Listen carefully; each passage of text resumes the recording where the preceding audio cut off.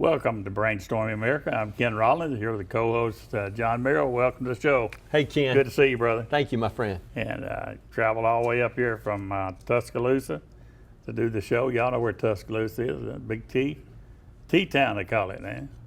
Town of champions. I knew you were going to put that Roll Tide in there. You know it. But John, talking about some of the subjects that we talk about on here, I want to get one is real hot. To me, let me ask you a question. Growing up, you did grow up, didn't you? Growing up.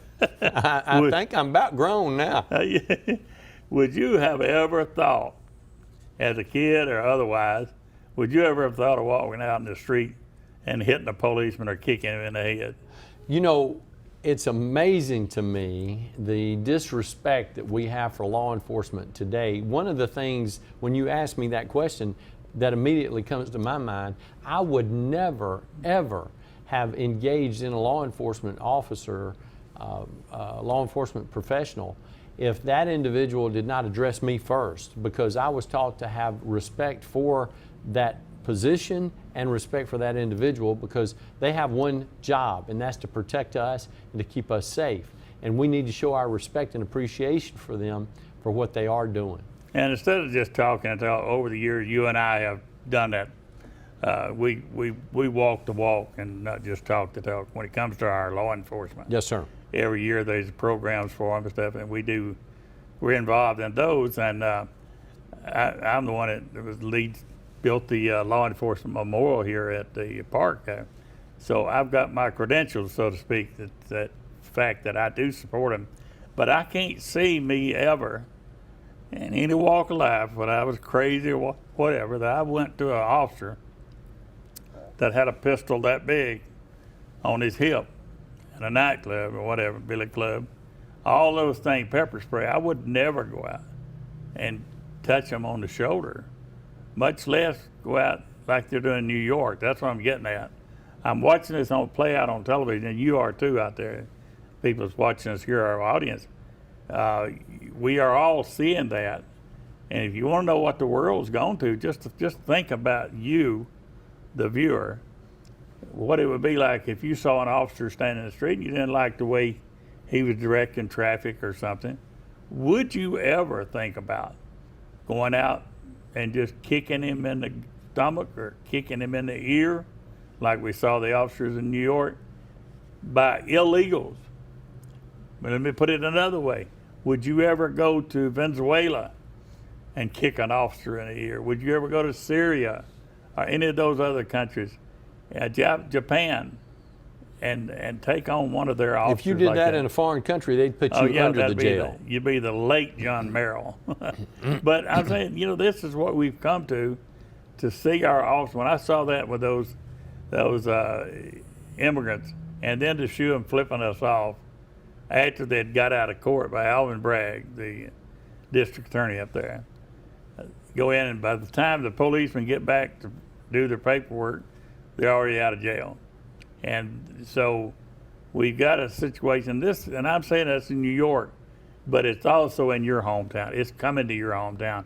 Anything that happens in these big cities, eventually, little pieces of it come here, because some of those people will come here eventually, and they'll bring their ways here. Somebody will go out and attack one of our Anniston or Oxford policemen, because that's what we did in San Diego. That's what we did out in California, whatever. And it's really a shame to what we come to. It is a shame, and the thing that we have to remember is, in order to change those dynamics that have created that, it starts with us. And we have to make sure that when we see that, we don't let it go unreported, and we don't let it go without questioning it. And we certainly need to make sure that we do everything we can to let those individuals who are committing the infraction know that's not acceptable behavior, nor will it be tolerated. And we need to vote people into office who feel the same way that you and I do, and you folks do, that law enforcement is to be respected, whether you like it or not. You must respect. This is not an option. Do I respect the police or do I not? And that's from the presidency down to the city council. Thank you. That's why I said we've got to vote people in there that have that same feeling that we do, that law enforcement, whether it be Chicago, Oxford, Anderson, Montgomery, Tuscaloosa, wherever, that law enforcement is to be respected, and it's going to start at the top. It's got to start at the top in order for that to happen. So my answer is you're going to have to vote it in. Yes, sir. To do that. Agreed. So, we've, speaking of that, your president and our friend that lived down in Mar-a-Lago, he was on TV last night. Did you get a chance to see that? I did not. He was on Laura Ingram's show. Yes, sir. He had some real good answers. He's come up with a new, it's called immigrant crime or whatever. And it's crime brought on by those illegal immigrants that are here. For the years and years, they were looked at as Democratic votes. They came across the border with their Biden shirts on. Did you see that? Yes, sir. And they were yelling, "Hey, Mr. Biden, let us become Mr. Biden." It's going. They from Ecuador, from Egypt, from Pakistan, from all over the world. These people are coming in here, and they're all soldiers' age to pick up weapons against us.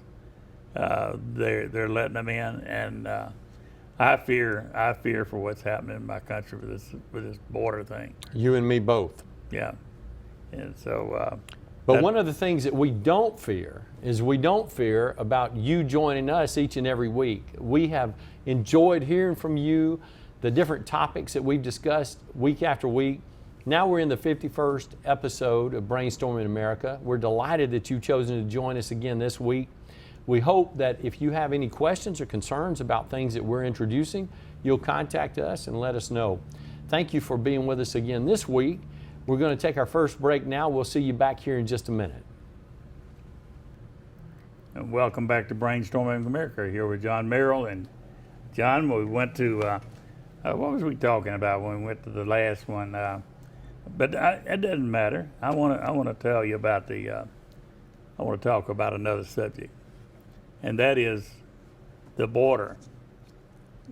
Texas was given an order by the president to get rid of that razor wire. The Governor Abbott was told he had till that Friday, about 5 Fridays ago. Yeah, I'm surprised Governor Abbott didn't take that razor wire and do something with it. He kind of sent that message, but they told him, Biden told him to get it out by Friday or else. And if you remember back when George Wallace was governor, and Lyndon Johnson, I believe it was Lyndon Johnson, federalized the troops to go to the university. Well, actually, John Kennedy was the president. Kennedy? Okay. Yes, and it was June 8th, 1963. I remember it very well. Yes, sir. I wasn't born, but You wasn't? no, sir. Oh my goodness! But anyhow, he federalized. I said June 8th. It was June the 11th, 1963, but I still wasn't born. I was going to correct you on that. That's right. But anyhow, the president, federalized the Alabama National Guard, and they were like cousins or against cousins and whatever. And there was to allow blacks into the schools and whatever. And it was during those turbulent times, I guess is one way I can explain it. But it was that was what the president was looking at doing, federalizing the Texas National Guard against Abbott. Can you imagine that? Imagine he sends down an order. Okay, you work for me now, talking to the Texas National Guard, and they are strong Abbott supporters. Absolutely. And I have been in the military, and I know what that would be. Is that this comes the time where you look at that word mutiny, and so he at least somebody in his office gave him some good advice. Don't do it. Don't do it. Abbott may be in a wheelchair, but you ain't going to tear down that wire. Well, Governor Abbott is one of our greatest national leaders and is doing a tremendous job as the governor of Texas. I had the privilege to meet him at the White House back in 2020, and he is just as down to earth as you are when it comes to interacting with constituents or with people who are just admiring fans like I am. But I really appreciate him and his leadership and what he's done for the great state of Texas, because He's got Texas half is of very important to the success Yeah. of our nation. He's got over half of the states in the United States on his side. The first one out of the box really surprised me to bring troops to support him was Christy Nome, South Dakota. And she's been there, she was down there last week with him. She's offering to bring razor wire. That razor wire worked like Trump's wall. That's right. Nobody wants to, razor wire won't hurt you unless you try to fool with it. That's right. You can sit there and look at it all day. It ain't gonna hurt you at all. That's exactly You right. can walk around it. You can walk over it. If you got a bridge, you can't walk through it. That's the whole purpose. But I mean, it served a purpose. And you look down there now at Eagle Pass, there ain't nobody in there. There's thousands of them in there, thousands and thousands. And so he's proved the point. You can stop that. Yes, you can. Now they're coming in where? California. That's right.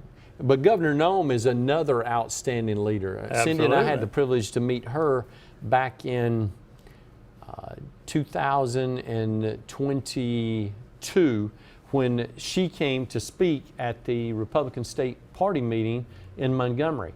I think that she is one of the two people that President Trump is highly considering to be his vice presidential nominee for the Republican ticket in 2024. The other one, of course, being South Carolina Senator Tim Scott, who I also think would be an excellent choice, who is a very dynamic leader and has done a great job in the Congress and is a member of the United States Senate. But Governor Nome is just an outstanding leader. And her autobiography, which I encourage all of you to read, is This Is Not My First Rodeo. Well, the one thing I think about when you talk about Christy is she is an executive that has had to do basically on a smaller scale what a president has to do. She has to make a budget.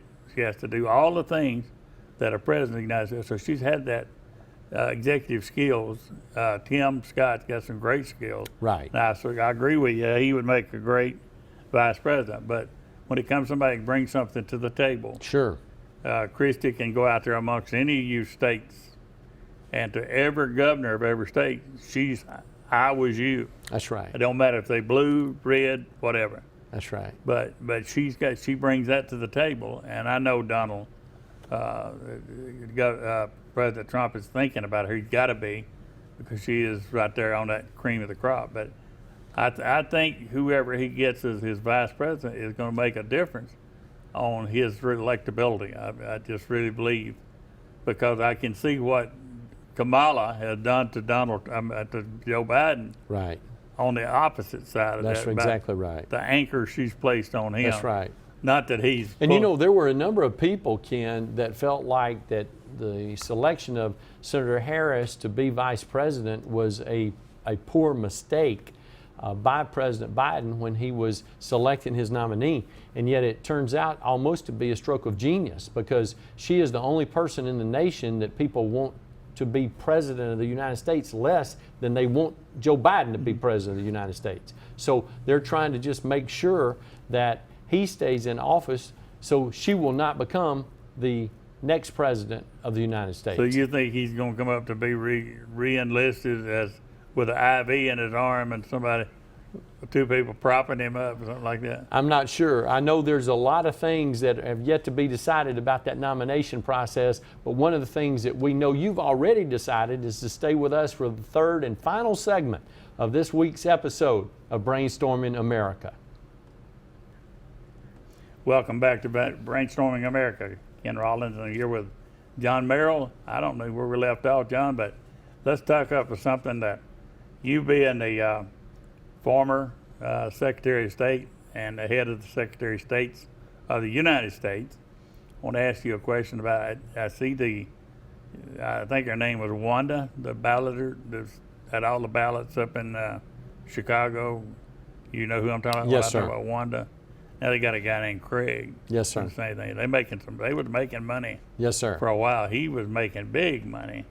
What are we going to be looking at here at this upcoming election for his mail-in ballots, ballot harvesting? Do you see there's a lot of worry that I see out there. And there online. should be a lot of Yeah. worry. This is a major concern, Ken, and one of the things we have to be diligent about is ensuring that each state in the union follows their own state laws. One of the things that I spoke to President Trump about, and I've spoken to other congressional leaders in the United States Senate and the United States House of Representatives about, is ensuring that states follow their own established laws. Now, I do believe in state sovereignty, that each state should be able to adopt the statutes that are important to them when it comes to the administration of the election. But I also believe in safe, secure, fair, and free elections that are transparent and accountable. And if you introduce opportunities for people to take advantage of situations that will enable them to cheat in the election process, they're going to do that. That's one of the reasons why in Alabama we adopted the moniker, we're going to make it easy to vote and hard to cheat. And that's what we did in the 8 years that I served you as your 53rd Secretary of State. We were recognized by 3 national entities, Conservative Women for Good Government in Washington, D.C., the University of Southern California in Los Angeles, and the Heritage Foundation in Washington, D.C., as being the #1 state in the union for election transparency, accountability, and effectiveness. We're delighted that we had achieved that status, but because of some changes that have taken place in the Alabama legislature since I left office, we're not recognized as #1 anymore.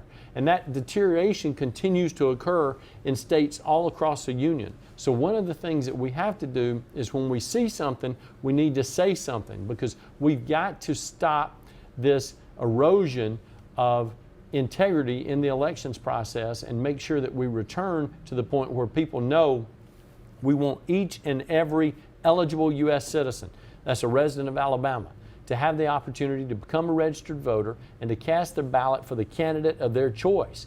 But we only want them to do it one time. And anytime we see an irregularity or an inconsistency, we have to address it. Because if we don't do that, we're putting all of us in harm's way with a risk for the potential erosion of this constitutional republic that we live in. I think I know the answer to this, so I'm going to ask it anyhow. Have you had a chance to bend President Trump's ear regarding that concern? Oh, yes, sir. As a matter of fact, one of the things that I did was to bring him a series of potential legislative acts that could be adopted by certain states in the union. As a matter of fact, there's a group that I worked with that put together a plan to adopt these changes in each and every one of the 50 states in the union. So you knew exactly what needed to be done in Alabama. You knew what needed to be done in Wyoming, from state 1 to state 50, in order to make sure that you were doing everything you could to ensure safe, secure, fair, and free elections in this constitutional republic. Other question, were you going to sometime period of time take me to Mar-a-Lago with you?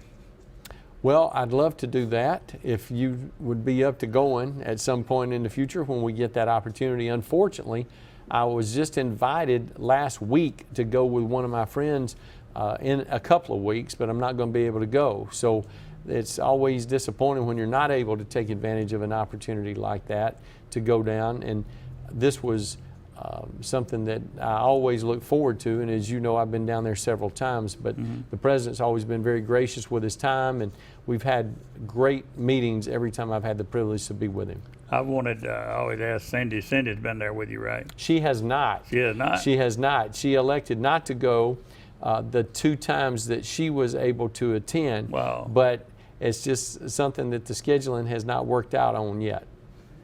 Well, Cindy's his wife, in case you didn't know, and I was going to ask her what her thoughts were, because I know the ooh and ah effect that would probably go on with me to see it. But I was just kidding you. I would like to go. So I'm getting my stuff ready tomorrow. It's one of the most beautiful places I've ever Really? been in my life. I will Yes, get sir. some new underwear and all that stuff, so when I get ready to go. You probably need some. Okay. Now the Senate bill that everybody was talking about, that it has stopped in the House, and I think it's going to have a problem. This is the bill that covers the immigration and all that stuff. It's supposed to fix everything so Biden can get his money for Ukraine and all that stuff. Now, I said Ukraine, I got to say something. I saw where that money bought Zelensky, whatever his name is, a yacht. He's got a new yacht, and this money is going to pay the salaries of the people of the government of Ukraine. It's going to pay for their retirement from civil service. It's going. This is what this money, that this 60 billion that we're talking about, this is what they said the money is going to go for. I don't believe in that. I mean, if it's going to buy some bullets and the Stormy Depot, they said these places in the United States are going to be building this ammunition. But they're not saying anything about these perks that they're... Well, and that's one of the reasons why Coach Tuberville has been leading the effort to make sure that they don't pass that legislation in its current form. Really? And he continues to be beaten down by the liberal mainstream media as they say that he is not an American and he's not trying to look out for America's best interest, when that's all he's trying to do, is to look out for America's best interest and to make sure that he is doing what we would do if we were in that seat at this time. It's amazing how they can turn things around. You know, Biden's blaming the border problem on Trump. I could not believe that they'd stoop to that. But of all the people that Trump was, I'm going to build a wall from day one. And now Biden has turned it around. Well, the reason we got a problem down there is Donald Trump is holding it for a well, that's an indictment on President Biden, because he's been the president of the United States for 3 years, 1 month, and 1 day today. He had one of these. And if he hadn't been able to turn it around since that period of time, then all that means is we need someone else in that job. And we know that you know that we want someone else in that job. We hope that what you want is what's best for America. We are so appreciative of you taking time to join us each and every week to talk about so many challenges that our country is facing. Thank you for being an active part of the broadcast for Brainstorming America each and every week. We look forward to seeing you again next week. Thanks for being with us.